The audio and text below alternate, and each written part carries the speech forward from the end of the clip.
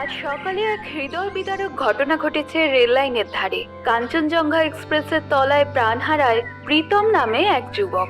স্থানীয়দের দাবি, rail line পার হওয়ার আগেই ট্রেনটি নাকি আচমকা চলে আসে।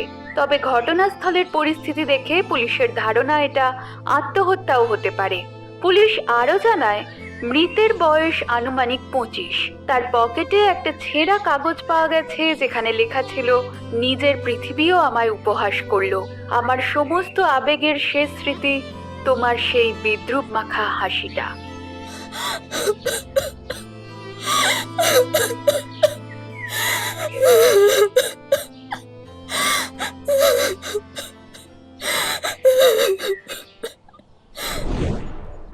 সহসা প্রবল মেঘগর্জনে চটকা ভাঙে অনামিকার।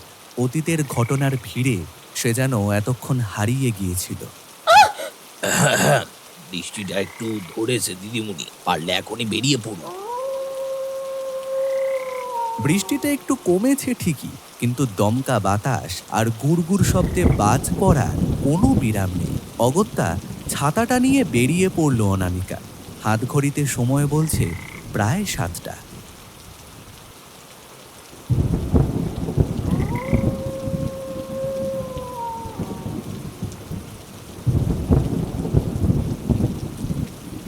চলতে চলতে কত দূর এলো তা বলা যায় না। চারিদিক যেন একেবারে নিশুতি।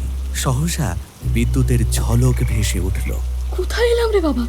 চারপাশে সব ভাঙা জীর্ণ বাড়ি। জায়গাটা তো ঠিক চিনি না। দেখি তো ম্যাপে কি বলছে। না, লোকেশন তো ঠিকঠাকই দিলাম, তবু কিছুই দেখাচ্ছে না। পুরো স্ক্রিনে শুধু সবুজ আর নীল, কোনো রাস্তার চিহ্নই নেই।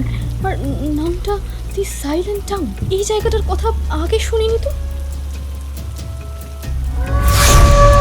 কে কে ওখানে? ঘুরে আবার অস্থির পায়ে হাঁটা লাগায় অনামিকা, কিন্তু বেচারি খেয়ালই করল না তার পিছনে কিছু দূরে অন্ধকারের বুক ফুঁড়ে একটা দুটো করে আলোক বিন্দু ফুটে উঠছে। তাদের সংখ্যা ক্রমেই বাড়তে লাগলো। আলোক বিন্দুগুলো এবার অনামিকাকে অনুসরণ করতে থাকে, একেবারে নিঃশব্দে, কোনো নীরব ঘাতকের মতো। ঠান্ডা জল পেরিয়ে পাগুলো অসাড় হয়ে গেছে। কতক্ষণ ধরে হাঁটছি, একটা লোক নেই, আলো নেই। কোথায় এলাম ঠাকুর?